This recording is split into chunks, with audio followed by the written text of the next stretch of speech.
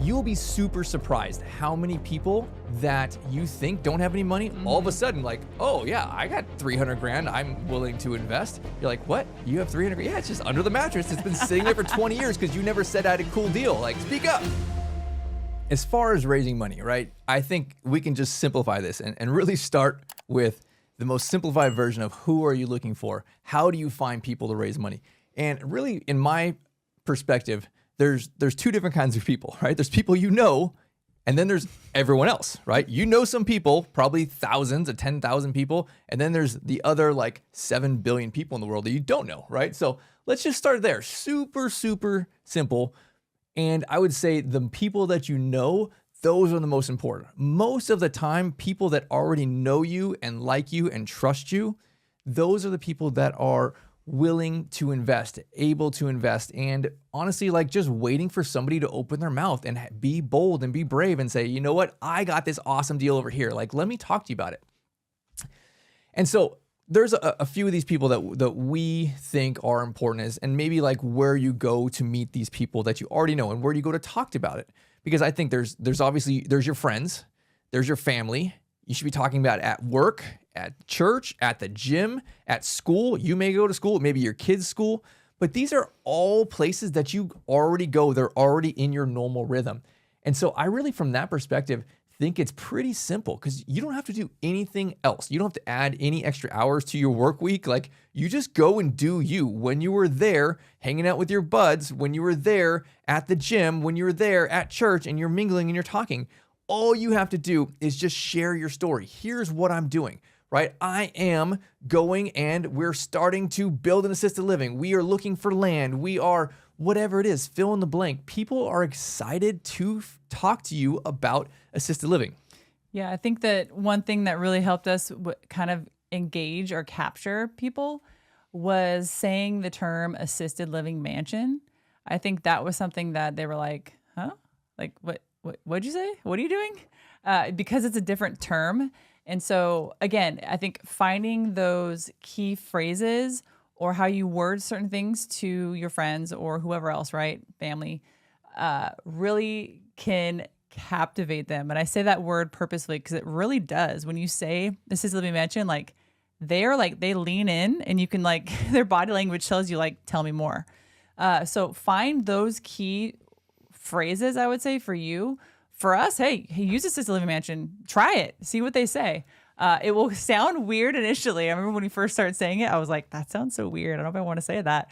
But it really does intrigue people. And so that was something that really helped me, was first saying that assisted living mansion and then them responding with like, oh, tell me more. And then it opened the door for me to then share the deal with them. So we've raised money from lots of people that we've already known. Some of them was Laura's mom's best friend. And it was simply because she posted that we were doing deals. Mm-hmm. And it was, I don't know, just a couple posts. And then all of a sudden it was like through the works, it was like, oh, now we have a coffee date with, Laura's mom's friend and her husband. Mm-hmm. And we went and sat down with them and talked about what we were doing. And then we raised like 700 grand or something like that. Yeah. Mm-hmm. Like, it was that simple. Yeah. We've had family invest with us many, many times, over $1 million. And again, like it is because people already know and trust you.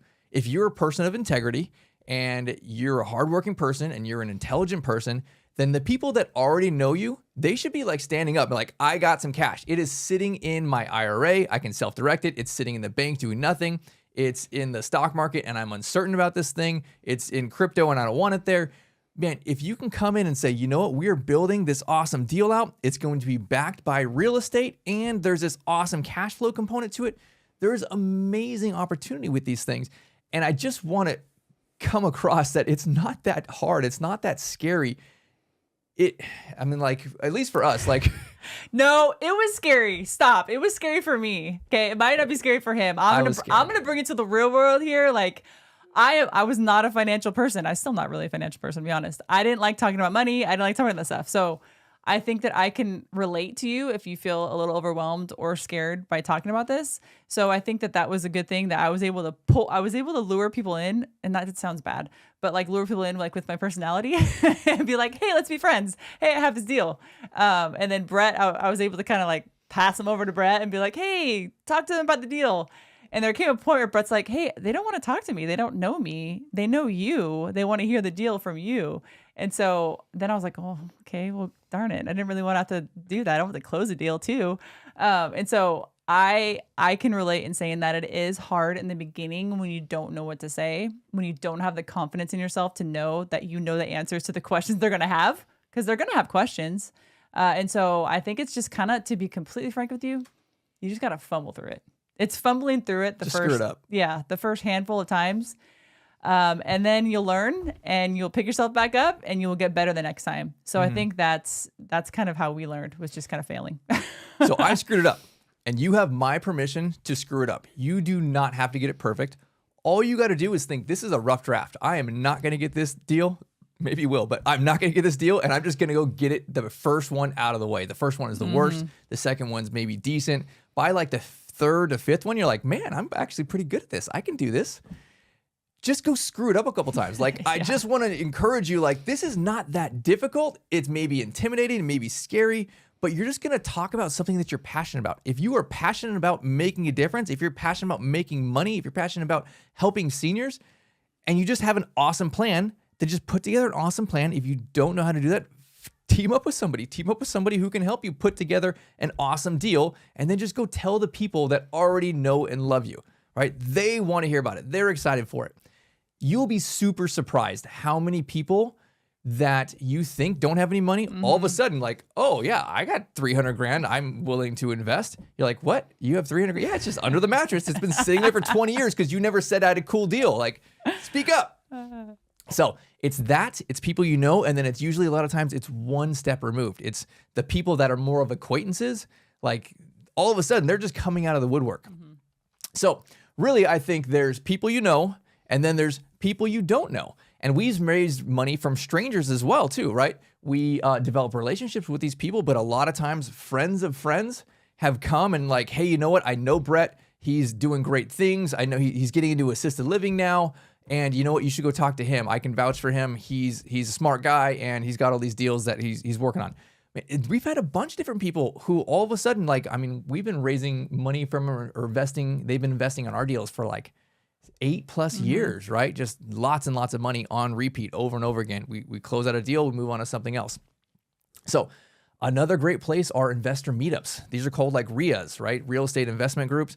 Man, go there. You want to be in a room where people who have one of two things. They either have deals and they're looking for investors, or they're investors and they're looking for deals, or just a bunch of realtors. But the first two, right? Like, you go there and there are people, there are hard money lenders, there are people, private money lenders. I've had so many people come up to me and say, hey, you know what? I really love this niche about assisted living and end-of-life care. Here's my card. Let's connect. I want to do coffee. I want to hear about your deal. Just go there. It's not that scary. You give up. Everyone stands up and you give like your 30-second thing. Just go and give your 30-second thing. This is who I am. Another really great one is the Chamber of Commerce. Go and get plugged in there. Those are all businesses. A lot of them are small startups. A lot of those people have just raised money. They're in real estate. They're buying buildings. They're renting buildings. They have brick and mortar. Those people there are great connections. They can help connect you if they're not going to be the ones who are going to invest themselves. Yeah, there's a lot of commercial realtors that attend a lot of chamber events. And so the commercial realtors are really connected and involved with a lot of the real estate investors in your area. And so I would highly recommend going to your local chamber, getting involved, going to meetings, starting to meet people and network. I think that's a great resource for you.